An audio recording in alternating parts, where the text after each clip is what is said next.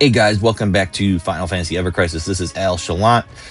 Just wanted to hop on for a midweek update, talk about power creep and the foundation of buffs. Before we get started, I want to just give a reminder my guild Avalanche is recruiting, looking for a couple members. We're top 20 4 months in a row. Looking for somebody with a power comparable to about like a stage 3 one-shot or so, thereabouts.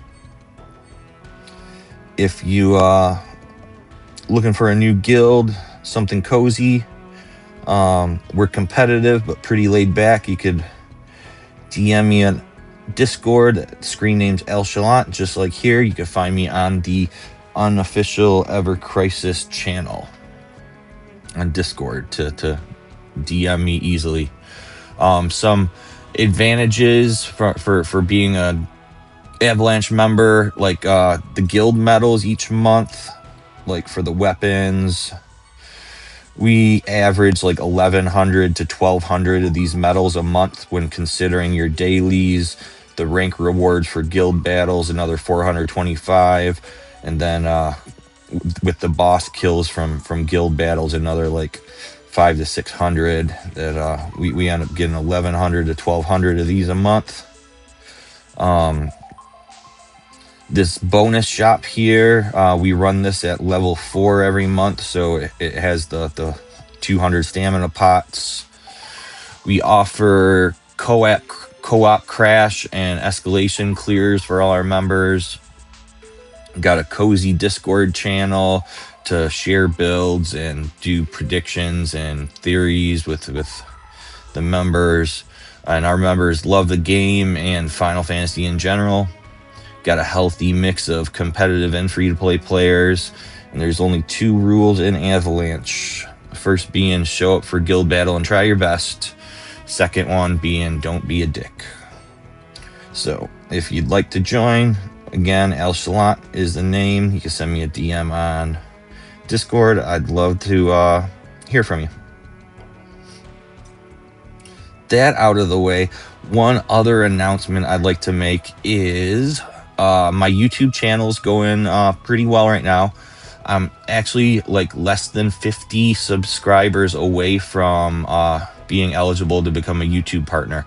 So if you're not subscribed yet, I would appreciate if you could hit that button and help me out a bit. At 500 subscribers, I'm eligible for a YouTube partner, and then it'll be a longer road to 1,000 for ad revenue. One more announcement before we get started.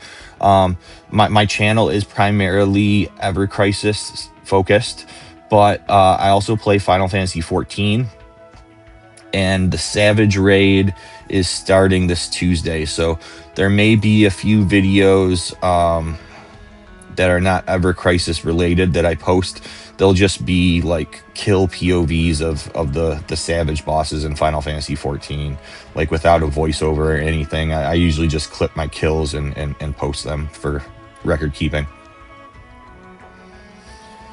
But that's about it. We got a patch coming on Wednesday. This is like a midweek update. We can expect next week the New Year's event will be updated with a new currency for the shop and a couple new stages. Also expecting a Barrett banner on Wednesday. It will be New Year's themed, but it won't be a limit break like Yuffie and Sephiroth were, at least from what it looks like in the fortune teller images. It did not say limit break on it. Yeah, it looks like he's getting a new weapon with HP and PDEF abilities. It's going to be applying PDEF mid to high and applying fire and lightning resistance mid to high. Then his costume is going to apply provoke, which will be useful because then you can run Barrett with more debuffing or buffing weapons and not have to worry about bringing a provoke. So you could bring like electro cannon to debuff attack and bring shark to debuff, what is it, fire and water. Fire and water, yeah. And then don't have to worry about not having a provoke on him, you know, or if you needed to debuff wind, you know, and lower attack, then you could have the provoke on the costume. Because right now, for provoke, you're pretty much forced to bring Fafnir. Did he have anything else that has provoke on it?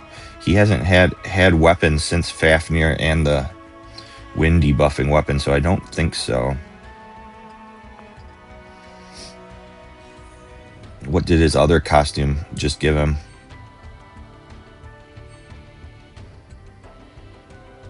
It's just a PDEF increase.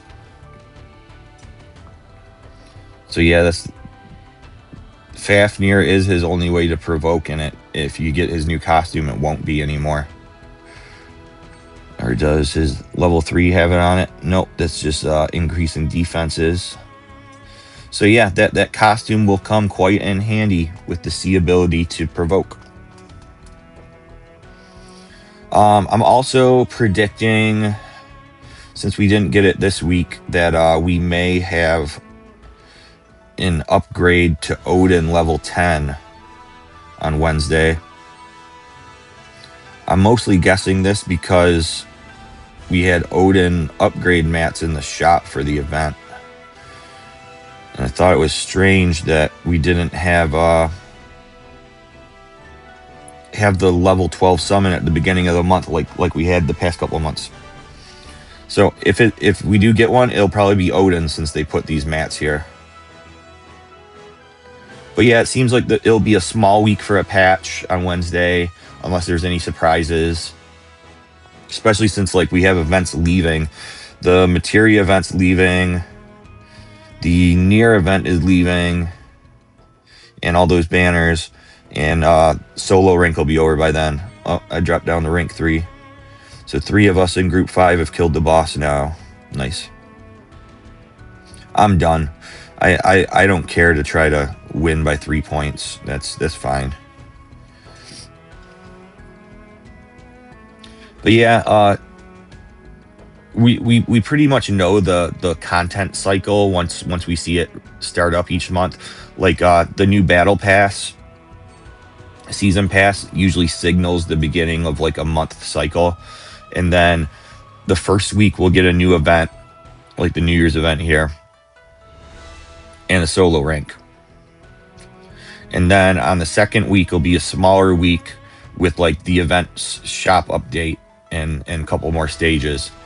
Then we'll get guild battle and crash on the third week, and then the crash gold tickets on the fourth week.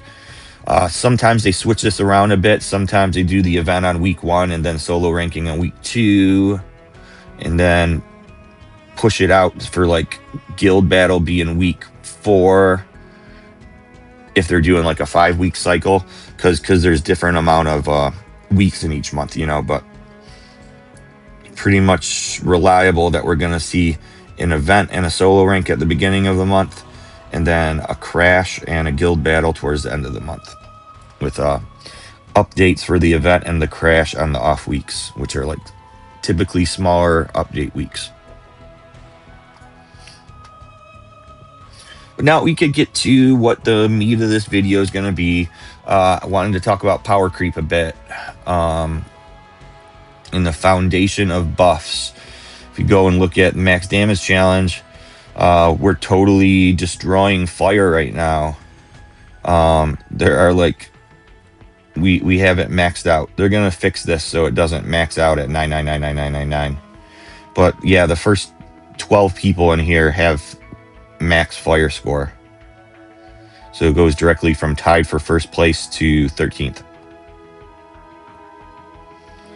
And that's because of the new Sephiroth with Muramasa, with this new physical damage receive, magic damage receive up 50%. status ailment. It's a big power creep, especially after we just saw the bonus and weapon boost buffs at the 2-year anniversary.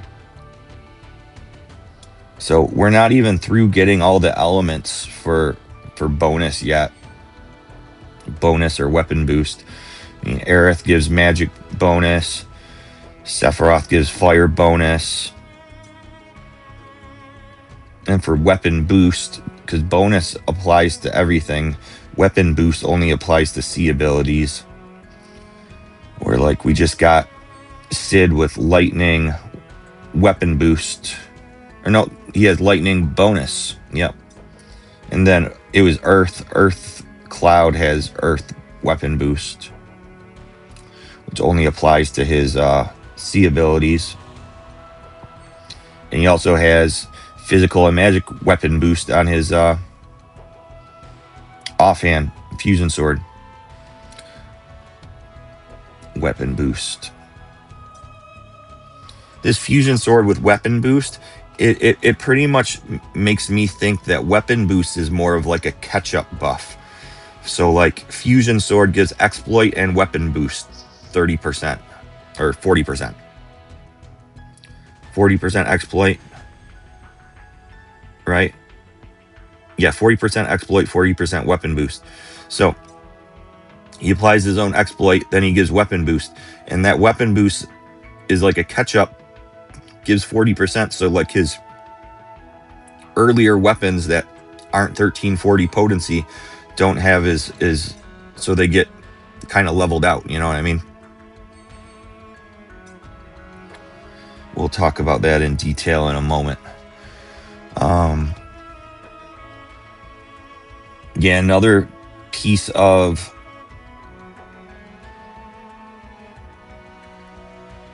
power creep lately has been Aerith. Just in general, her new ult is allowing us to get extra high tier debuffs on the enemy. It also opens up if you don't have weapons that give like P-Def, M-Def down, or element down. This makes it so materia is usable. You can do the 1 tier of materia, and this will lower it 2 tiers to high. And then after the it recharges, you can, if you extend it enough, you can do 4 tiers down after a minute with the with this ult, which is pretty strong. It's also a thing that not a lot of people are saying. The new ults have a 0 charge time on them. You can use them as soon as you want at the beginning of a fight. That is super strong in itself. Plus it has the reprieve all on here. It's just nuts. You got Yuffie's new ult. Gives an Arcanum to everybody on it. Or is it physical?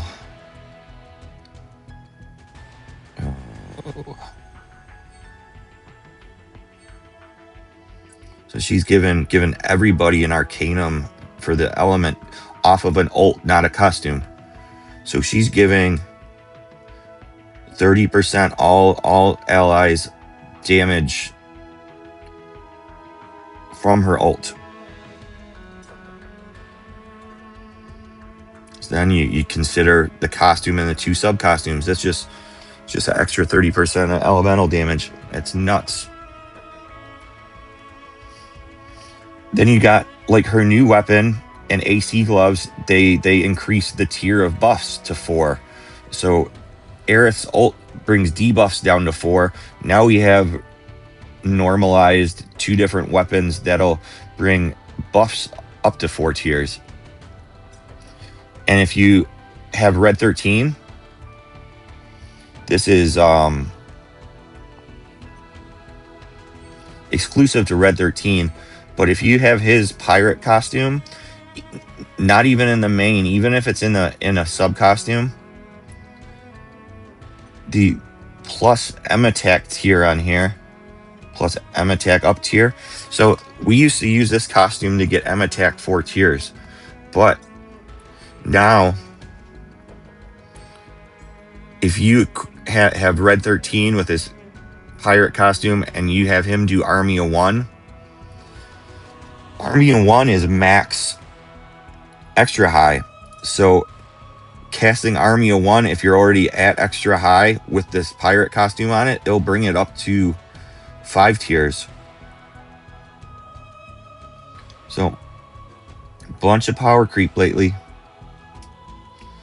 Not even mentioning that the newer like DPS weapons have like 2 or 3 utility effects on them, you know?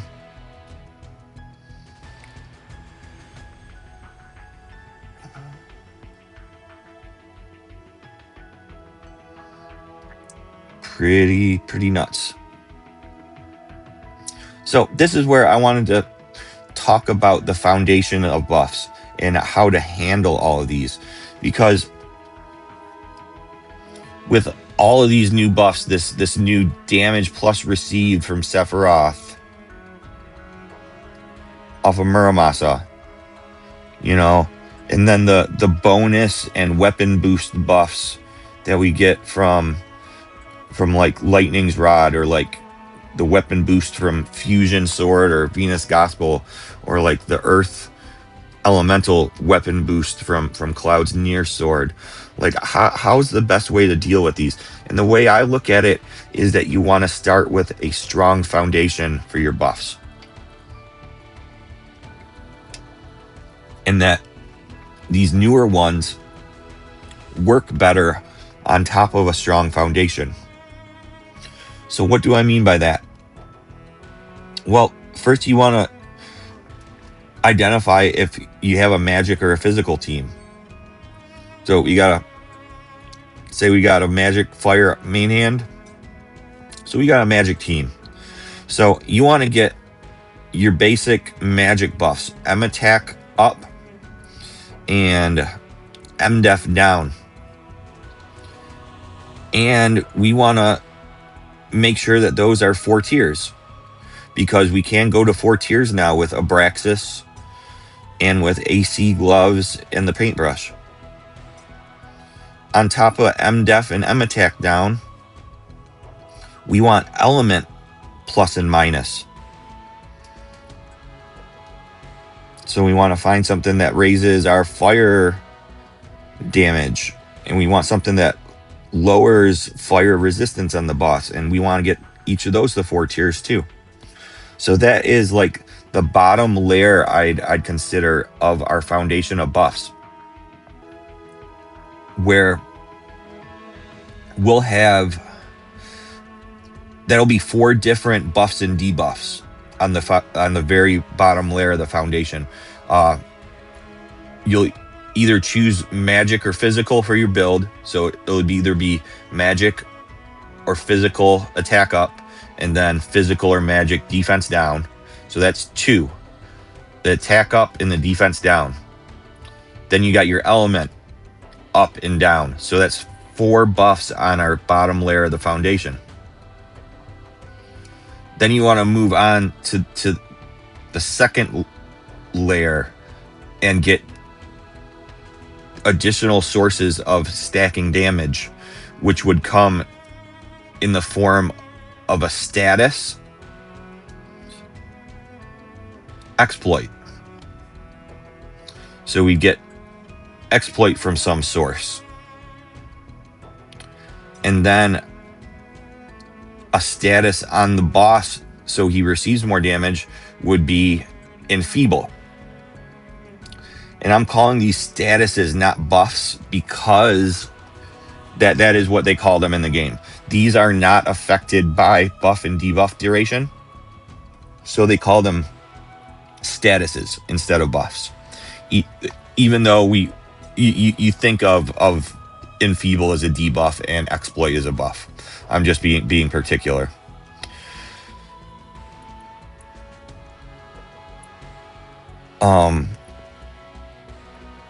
So that's like like the first 2 layers of what I'm showing this as a pyramid here of how to stack your buffs on each other for the most efficiency when using the new types.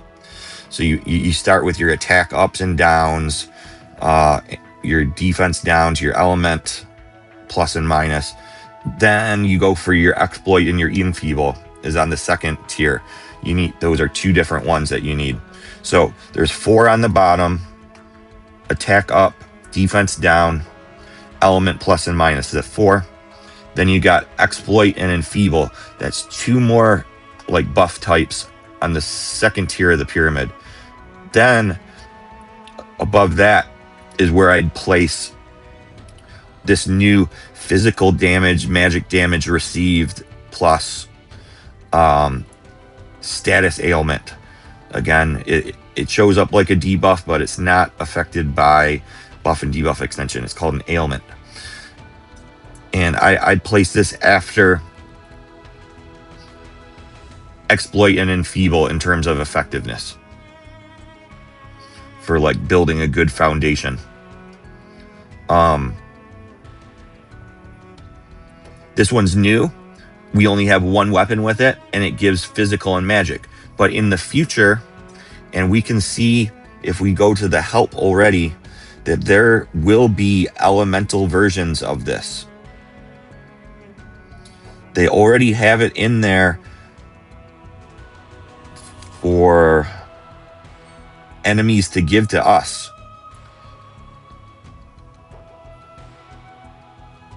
See, it says status changes on character. And you can see these are the damage received up statuses. And it has physical and magic up here. Then it has 1 for all the elements. Also differentiates between all targets and single target. Now then here, status changes for the enemy. It doesn't have the elements yet.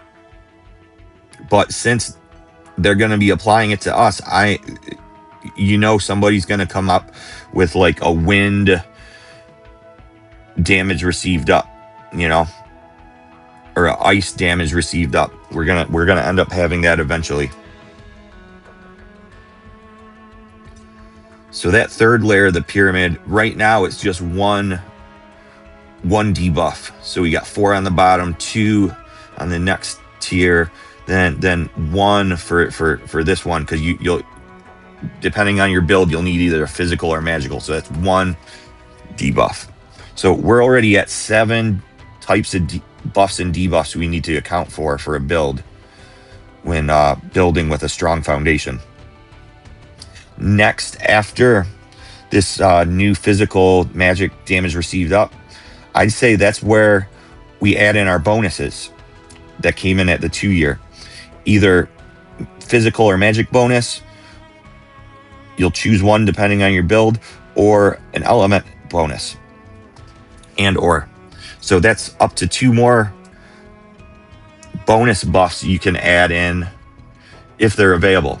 They're not for all elements and damage types yet.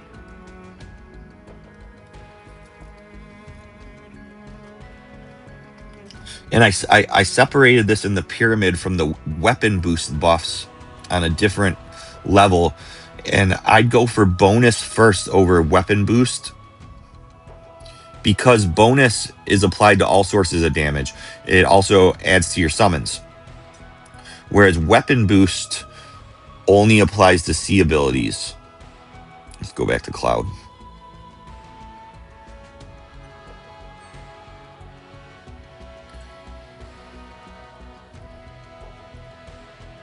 See, it says applies physical weapon boost to C and ultimate C ability damage plus 40%.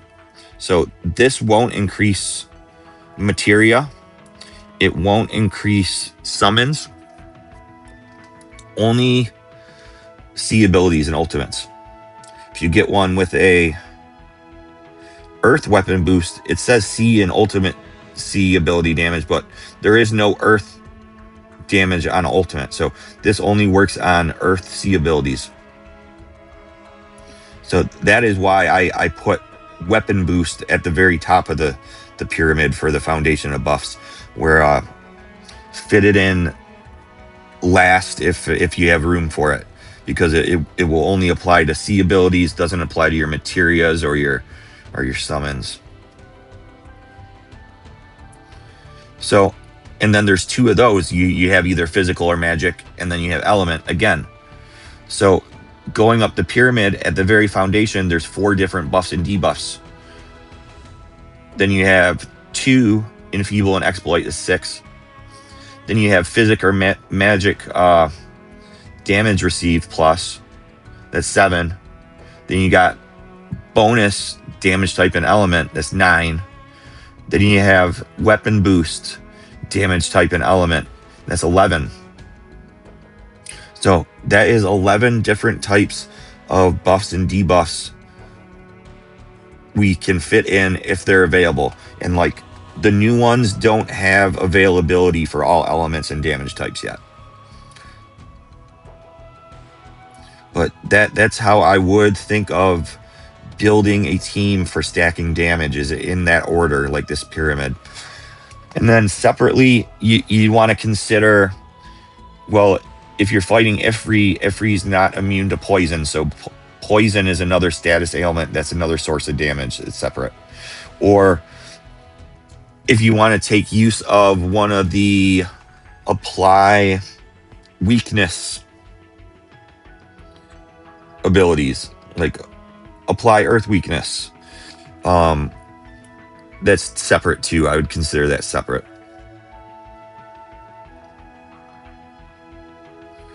And then since we already have physical and magic damage received plus from Muramasa,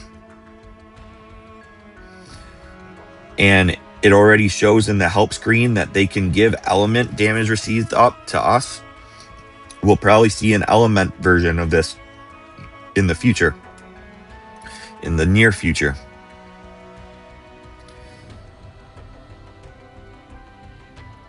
But yeah, that's 11 buffs and debuffs types that we could stack on top of each other for effectiveness. And why those bonus and weapon boosts are at the top? Because if it gives 40% weapon boost, or if it gives 30% bonus, that number is going to be so much higher if you already have 4-tier M attack up, if you already have 4-tier M def down, if you already have 4-tier element plus and minus, if you already have exploit and enfeeble applied, if you already have the damage received up from Muramasa, then those bonus and weapon boost buffs are just gonna snowball that 30-40% boost or bonus. Whereas if you don't have an M attack up, then you're losing out on a multiplier for the bonus or the weapon boost up at the top. Or if you don't have exploit, or if you can't fit in an enfeeble, or if you're not running Aerith, so you can't do a 4-tier debuff. So you want to do what you can with the characters you have, but that would be the optimum way to go, is go for 4 tiers of your buffs and debuffs, then enfeeble and exploit, then damage received plus, then bonus, then weapon boost.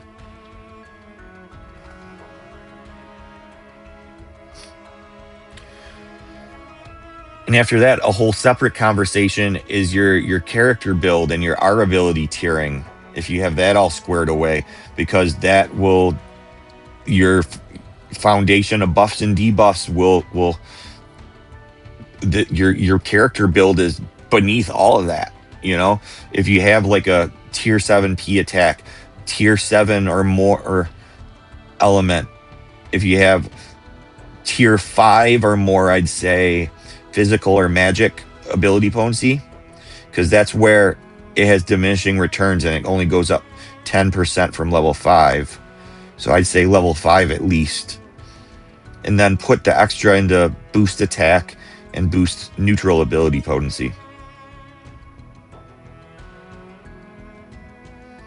And then on your support characters, include as many of your LB weapons for all allies, boost attack, physical, magic. You have your costumes with boost attack all allies or element all allies. You have your Yuffie with an ult with an arcanum all elements, you know? So that's all a separate conversation than just the buffs and debuffs. But that's what I wanted to focus on for the majority of this video, was how to think about buffs and debuffs and laying it out in a consumable fashion, since there are so many of them. And it is pretty confusing that we got weapon boost and bonus into the game at the same time, and there are two different types of buffs. So I hope that this visual aid helps you guys out. And like I said, if this does help, if you enjoy my content, subscribe on YouTube. It would help a lot. I'm nearing in on 500. If you're looking for a guild, message me on Discord. And as usual, I'd expect this power creep to continue. And we got the 2.5-year anniversary coming up in just a couple of months. And then some of these limit break weapons that we have and crossover weapons will become like the older ones, and mostly just be used for sub weapons in the future as this power creep continues, you know. Some of the best sub weapons in the game are crossover weapons, like Yuffie's Bird of Prey has got great R abilities on it. 46-56 for physical. That's the same R abilities as Zack's surfboard, you know. So power creep will continue. They'll keep adding more types of buffs, more debuffs, and we'll have to keep on rethinking this pyramid, this foundation of what's the most effective way to stack damage. So that's it for my midweek update and my rant yapping about power creep and buffs and debuffs and the current state of the game. Hope you guys enjoyed it, and I'll see you guys Wednesday for the new patch. And like I said, if you see a couple Final Fantasy 14 kill videos get posted, don't worry, it'll just be a couple of them. The raid on Final Fantasy 14 has 4 bosses. The 4th one might have 2 phases. So at most, over the next few weeks, I'll be posting 4 or 5 videos of kill POVs for Final Fantasy 14. But everything else will be Ever Crisis all the time, as I am still wildly enthusiastic about this game. Take care, guys. Have a good weekend. And good luck on that damage ranking. Bye.